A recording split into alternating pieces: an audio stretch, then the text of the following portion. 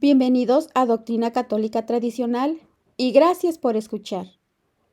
No olvide darle like al video para que esta plataforma lo pueda recomendar a más personas. Comenzamos con nuestras oraciones. Pater noster qui es in celis, sanctificetur nomen tuum, adveniat regnum tuum, fiat voluntas tua, sicut in cielo et in terra. Panem nostrum quotidiano da nobis hodie, et dimitti nobis debita nostra, sicut nos dimittimus debitoribus nostris, et ne nos inducas in tentationem, sed libera nos a malo. Amén. Ave Maria, gratia plena, Dominus tecum, benedicta tu in mulieribus, et benedictus fructus ventris tui, Jesús. Sancta Maria, Mater Dei, ora pro nobis peccatoribus, nunc et in hora mortis nostre. Amén. Sancte Micaeli Arcangeli, defende-nos in praeli, contra nequitiam en insidias diaboli, esto presidium. Imperet illi Deus, supplices deprecamur.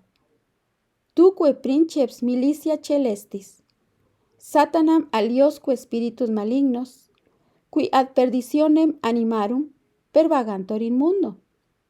Divina virtute in infernum detrud. Amén. Cor Iesus sacratitium, miserere nobis. Cor Iesus sacratitium, miserere nobis.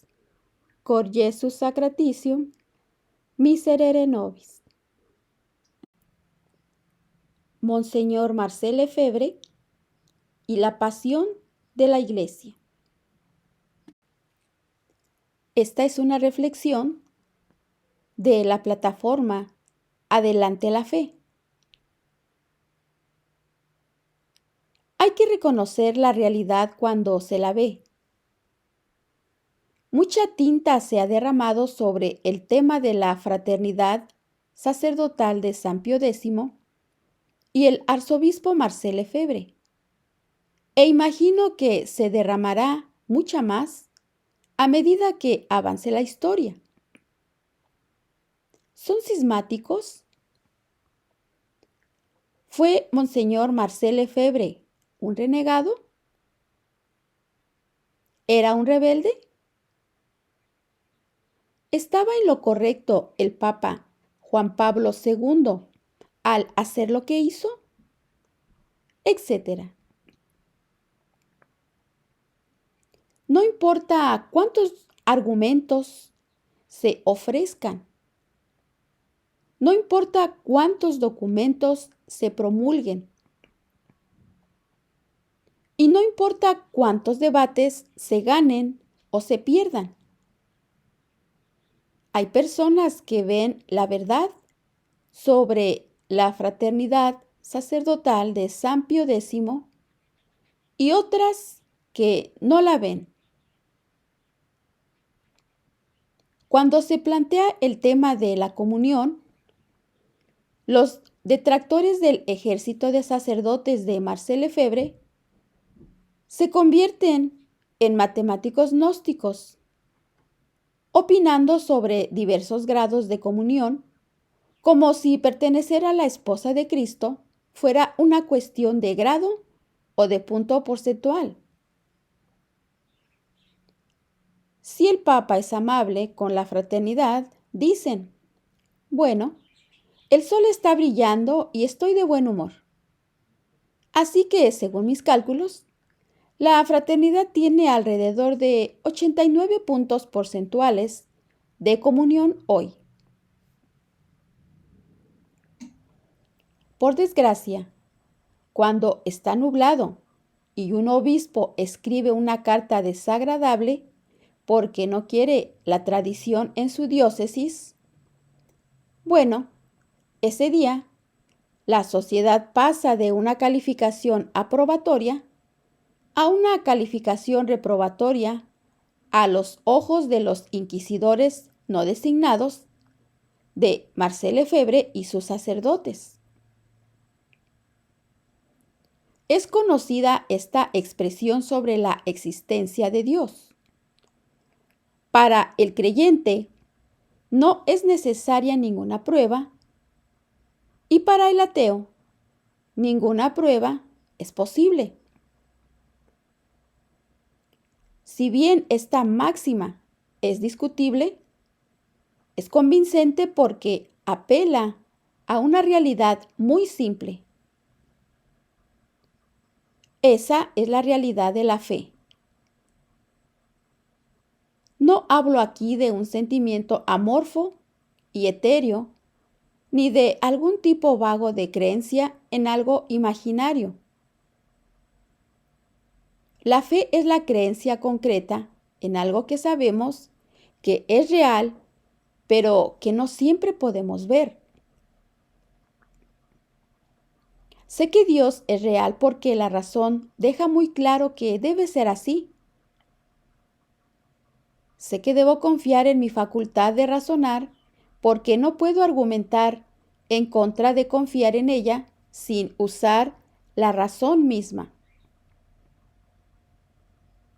Todo esto está dicho para destacar que hay ciertas verdades que son simplemente evidentes y elegimos verlas o no.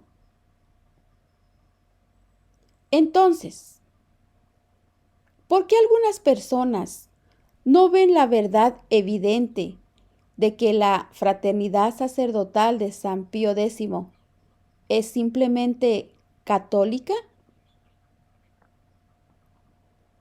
Para ser justos, vivimos en una época extraña, una era anormal, un tiempo en el que tratar de vivir como nuestros antepasados católicos significa estar fuera de sintonía con la corriente principal de la Iglesia. Es un momento sin precedentes y por lo tanto es comprensible que surjan realidades sin precedentes. Dicho esto, hay una razón muy fuerte. Creo que explica el odio hacia la fraternidad sacerdotal de San Pío X, es decir, la tradición de la Iglesia Católica. La pasión de la Iglesia. Recuerda cuando Cristo fue a su pasión. ¿Cuántos cristianos había junto a la cruz? Sabemos que con Cristo estaban la Virgen María, el apóstol Juan y María Magdalena. María es imagen de la Iglesia y la Iglesia es la esposa del esposo, que es Cristo. Por supuesto, su unión no es nupcial, pero es imagen del matrimonio entre Cristo y la Iglesia. Así como María y Cristo son imagen de la primera pareja, el nuevo Adán y la nueva Eva. María está allí porque no puede separarse de su Hijo, ni siquiera cuando está crucificado.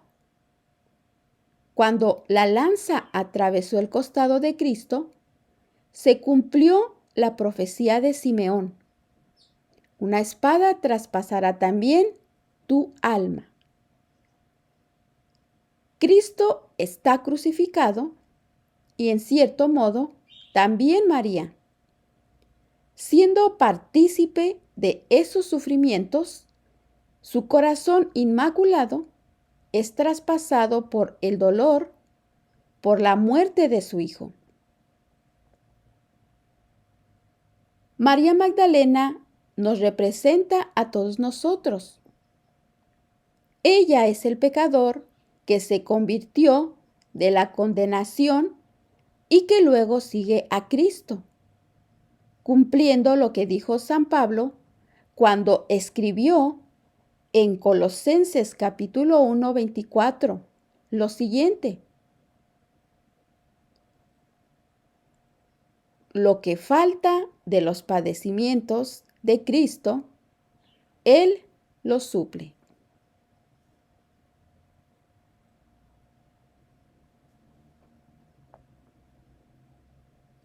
María Magdalena es una penitente al pie de la cruz, mientras María, la Madre de Dios, sufre con su Hijo.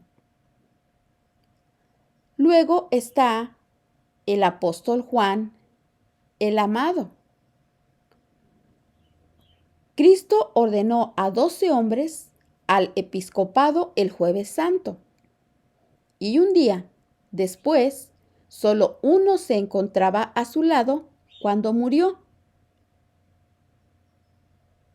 El apóstol Juan no era el Papa.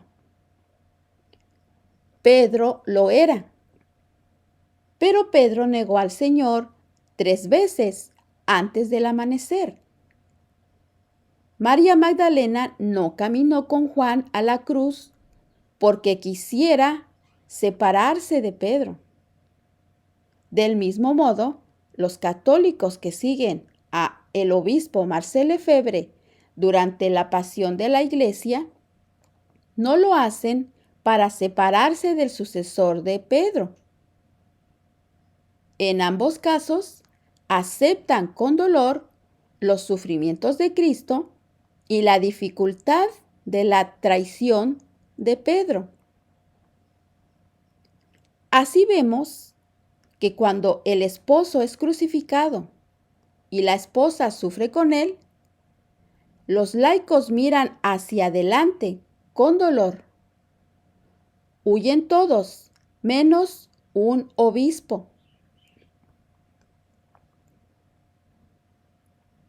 Ahora veamos la tipología del Nuevo Testamento. Ahora, las Escrituras nos dan modelos de lo que sucederá en la Iglesia.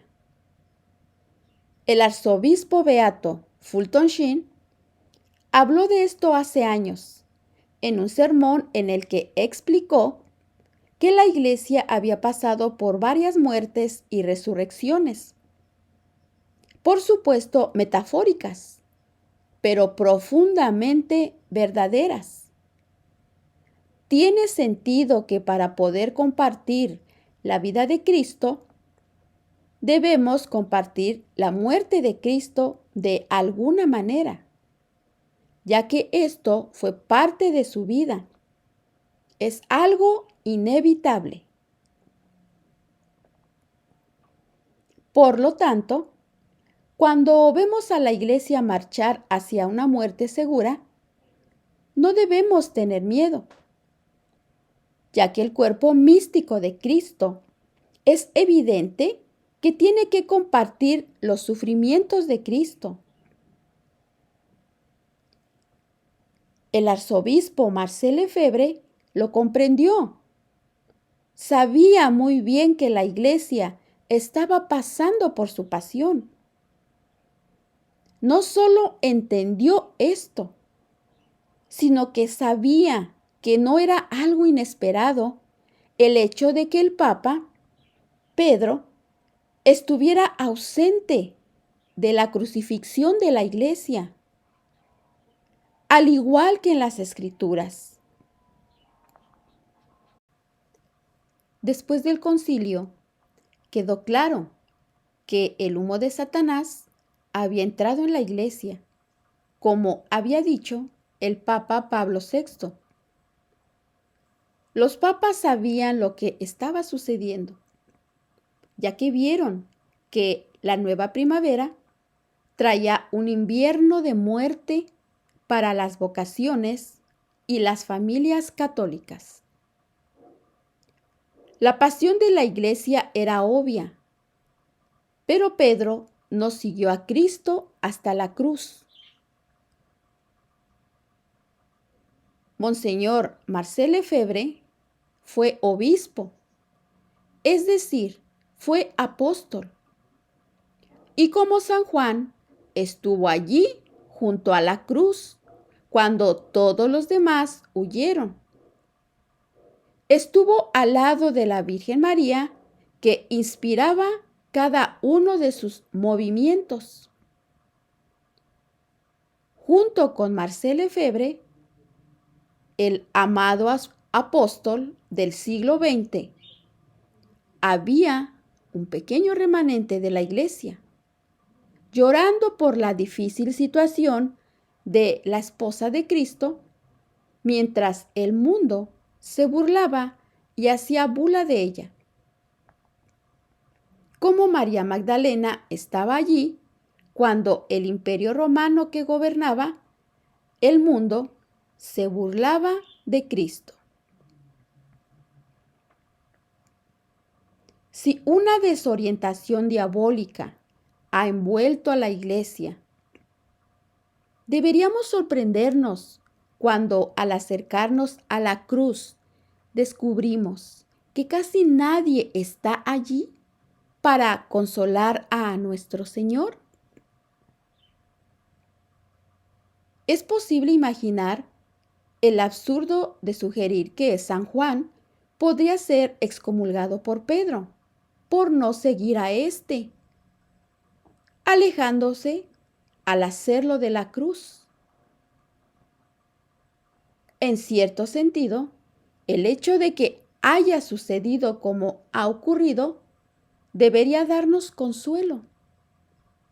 Debería consolarnos saber que la presente pasión es verdaderamente una pasión a imagen de la Escritura. Esto significa que lo que sigue será una resurrección, donde veremos a Pedro con su triple declaración de amor, devoción y de fe a nuestro Señor, después de su triple negación y abandono. Ahora veamos la mala voluntad, críticos contra la tradición de la Iglesia. Ahora bien, los detractores de Marcel Lefebvre se mofarán de estas afirmaciones y las tacharán de tonterías, creyendo imposible que nuestro tiempo sea un tiempo de pasión y que nuestro Juan se llamará Marcel Lefebvre. Se dirá que los tradicionalistas que aman a Marcel Lefebvre y creen que es un santo, no son más que descontentos. Desestimarán mis palabras como una fantasía sin suficientes notas explicativas al pie de la página. En la mente de los enemigos de la fraternidad sacerdotal de San Pío X, es una tontería decir las cosas que he dicho, ya que he ido demasiado lejos y he dicho cosas que no son así. Las cosas pueden estar mal en la iglesia, pero ciertamente no son tan malas, dicen. Creen que cuando personas como tú, como yo, señalamos los latigazos y azotes que recibe el cuerpo de Cristo en este viernes de décadas, estamos causando escándalo y no viendo las cosas con claridad. Pero en realidad es porque amamos tanto a Cristo y a su esposa, por lo que no podemos evitar seguir el camino del Gólgota. No señalamos las heridas de la iglesia porque odiemos a la iglesia, como tampoco se podría decir que se odie a Cristo porque se señalan sus santas llagas. No somos nosotros los que llevamos el flagelo al cuerpo místico, sino que nosotros somos los que llamaremos flagelo al flagelo. Y no pretenderemos que el invierno sea una primavera. Lloraremos a causa del flagelo. Reconoceremos nuestros pecados y haremos penitencia. Los detractores de el arzobispo Marcel Lefebvre no lo verán como realmente fue, porque eso significaría que haber aceptado que hay una muerte presente que es realmente fatal. Como Cristo, cuando la iglesia pasa por su pasión, debe morir realmente, es decir, morir a los ojos del mundo. Ella debe ser burlada, debe ser golpeada, y sus sumos sacerdotes deben abandonarla a los poderes de los imperios. Esto es exactamente lo que ha sucedido desde el Concilio Vaticano II y ha sido un asunto sangriento. Ahora veamos la buena fe y la mala fe. Por supuesto, hay muchos católicos de buena voluntad que no entienden la fraternidad sacerdotal de San Pío X y no comprenden la santidad del arzobispo Marcel Lefebvre. Pero si realmente tienen buena voluntad, la verán cuando estudien estas cuestiones. O al menos no tratarán a sus compañeros católicos como si estuvieran fuera de la iglesia, sino que darán a estos heroicos sacerdotes el respeto que merecen. Si no tienen buena voluntad, nunca verán nada, pero no porque sean incapaces de ello, sino porque tienen miedo de descender a los muertos con Cristo. Seguir el camino de la tradición con el arzobispo Marcel Lefebvre no es para débiles de corazón y te costará mucho.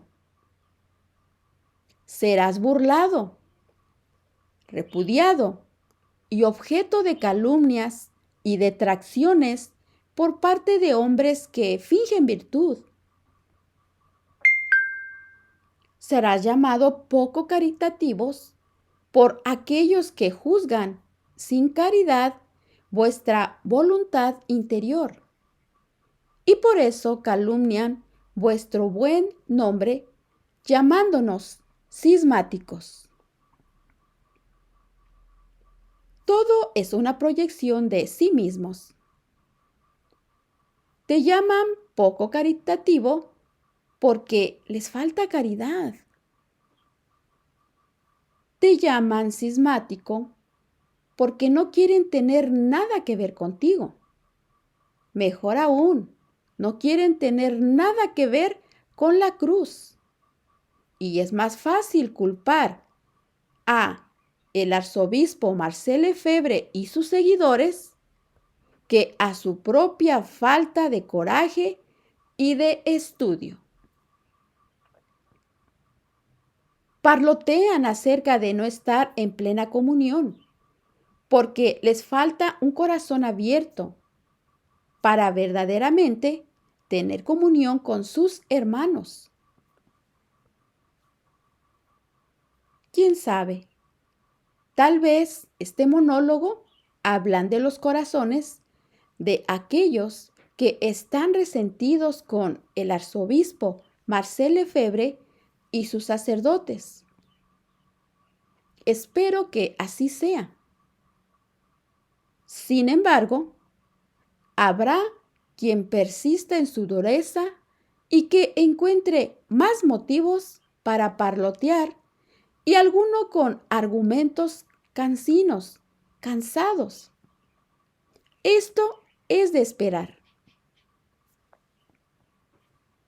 Como dijo Santo Tomás de Aquino, si algún hombre desea contradecir mis palabras, que no lo haga charlando delante de los muchachos, sino que escriba y publique sus escritos, para que las personas inteligentes puedan juzgar lo que es verdadero y puedan refutar lo que es falso por la autoridad de la verdad. En última instancia, no debería sorprendernos que tantos odien y rechacen a el arzobispo Marcel Lefebvre y a la fraternidad sacerdotal de San Pío X, porque los grandes santos sufren en tiempos de persecución, y aquellos que están aterrorizados por la pasión encontrarán formas de evitar la cruz. Esta es una expresión tipológica y se entiende que el ministerio petrino comenzó después de que la Iglesia fuera establecida a título oficial. Sin embargo, el Papa es Pedro, por lo que la imagen de Pedro negando a nuestro Señor nos da la razón para creer que la roca sobre la cual se construyó la Iglesia podría tambalearse como individuo, incluso si el oficio permanece. Y por último, la noción de sacrificio es una noción profundamente cristiana y profundamente católica. Nos recordaba el arzobispo Marcel Lefebvre en su sermón de 1979 lo siguiente: nuestra vida no puede prescindir del sacrificio, ya que nuestro Señor Jesucristo, el propio Dios, ha querido asumir un cuerpo como el nuestro y decirnos: sígueme, toma tu cruz y sígueme si quieres ser salvo. Porque es el medio por excelencia para dar a conocer a los hombres el amor de nuestro Señor en el altar. El medio por excelencia de entrar de lleno en el mismo amor y en el mismo sacrificio, a través de la adoración y el don de uno mismo. Este es el motivo último del combate por la misa. Y este es el verdadero significado de la palabra tradición. Esto es precisamente lo que nos pide nuestro Señor. Y para conseguirlo, permite que esta crisis continúe. En su bondad, todavía nos concede tiempo. No para cansarnos, no para aburguesarnos, sino para que nos demos más generosamente. Dios aprovecha este tiempo para que podamos entregarnos más a su providencia y a su amor. Después de todo, como esta es la batalla, es la suya. Esta batalla es de Dios. En sus manos está la hora de la victoria.